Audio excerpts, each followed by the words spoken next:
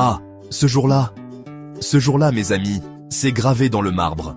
C'est l'un de ces souvenirs qu'on porte comme une médaille invisible entre la moquerie et la fierté pure. Le genre de moment où tu comprends que, parfois, rester soi-même face à la hiérarchie, ça paie. Surtout quand t'as affaire à un président en sandales. Le président, l'hélico et le vrai dev au fond du couloir. C'était un matin comme un autre.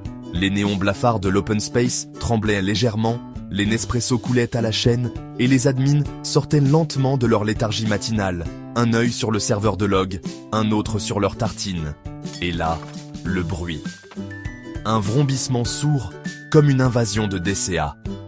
Tout le monde s'arrête. C'est un hélico? Non. Si. Oh putain, c'est lui. L'hélico se pose en plein milieu du parc de l'entreprise, dans un nuage de poussière et d'ego. Le grand chef, le président, le boss du boss du boss, le genre de type dont le badge n'a même pas de photo parce que personne n'oserait lui en demander une. Et là, transformation instantanée de la faune locale. Les mecs du service IT, qui d'habitude rotent leur monster en configurant du firewall à la chaîne, se redressent d'un coup. Cravate sortie du tiroir. Polo repassé à la main. Sourire, Colgate. On aurait dit une choré de danse. Bonjour monsieur le président, bienvenue, on est honoré, on adore votre vision stratégique. La lècherie intégrale, le festival de la pommade, le Lèchefest 2000. Mais moi j'étais dans ma grotte. Oui, ma grotte. Parce que j'étais pas open space moi. J'étais dans une pièce sombre, au fond du couloir, coincé entre la baie de brassage et le local de la clim. Pas de fenêtre, pas de plantes vertes. Juste un bureau, 2 écrans cathodiques et une pile de disques durs mourants. Mon monde. Et soudain, il entre. Pas de costard, pas de costume 3 pièces. Non. Le gaz avait une gueule de routier qui descend du carrefour pour acheter une clope. Sandalettes, bleu de travail, poils aux mollets. Il manquait que la clope au bec et la banane à l'épaule. Je me suis dit, merde, c'est lui. Il regarde autour, sourit, s'assoit sur mon bureau, les pieds croisés tranquillou, et il me sort. J'en ai marre des faux culs.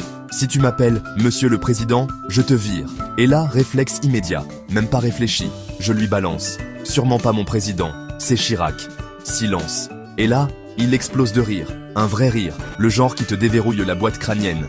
Il se marre, tape du poing sur le bureau, les larmes aux yeux. Ah putain, toi t'es pas un faux cul, mec, enfin un vrai. Et vous savez quoi? Il est resté toute la visite à raconter l'anecdote. Dans chaque bureau, chaque service, il disait « Demandez à Arnaud. Lui au moins, il sait faire la différence entre moi et Chirac. Moi, j'ai pas bougé, j'ai pas changé. J'ai gardé mes fringues d'hier, mon terminal ouvert, mes logs en vrac.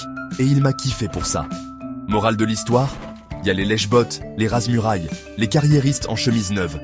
Et il y a les vrais, les gars dans les grottes, les devs planqués, ceux qu'on n'invite jamais à la galette des rois de la direction. Mais quand le vrai boss débarque, c'est eux qu'il vient voir, parce que c'est eux qui bossent. Et qui font rire. Et dans ce monde triste, faire rire un président en sandales, c'est plus utile qu'un KPI.